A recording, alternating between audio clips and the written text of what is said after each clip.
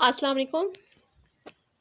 आज मैं आपको सिंपल शलवार की कटिंग बताऊंगी जिसमें ना कोई चुनट दी जाती है ना कोई बेल्ट वगैरह लगाया जाता है।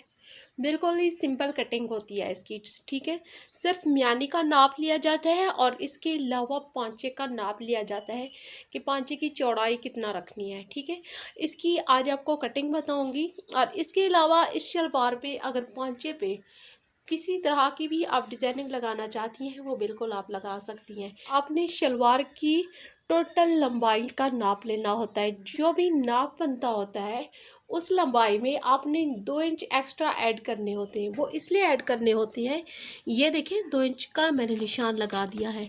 यहाँ से हम 2 इंच नेफे के लिए मोड़ते हैं। ठीक है, 2 इंच टोटल लंबाई में वाफे रखने के बाद आपने म्यानी का नाप लेना है, यानी कि आसन का। ठीक है, आसन का जितने भी नाप बनता होता है आपने यहाँ से 2 इंच छोड़ने के बाद वो लंबाई जो भी तैयार शलवार की बनती होगी आपने उसका निशान लगा लेना है। ठीक है, उसके बाद आपने नाप लेना होता है पांचे का।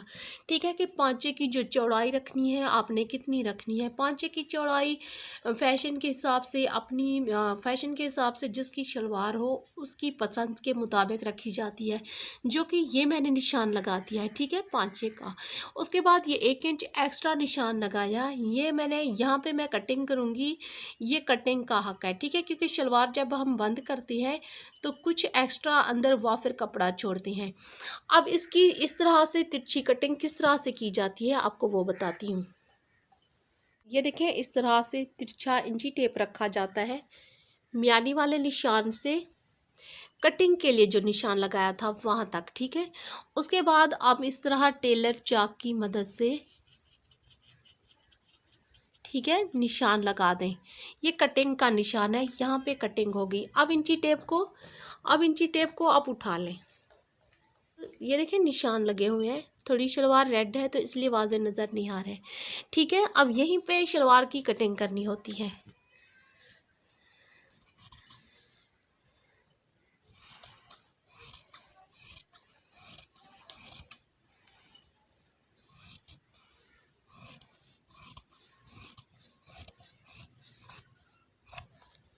ठीक है, वाफिर कपड़ा उठा लें।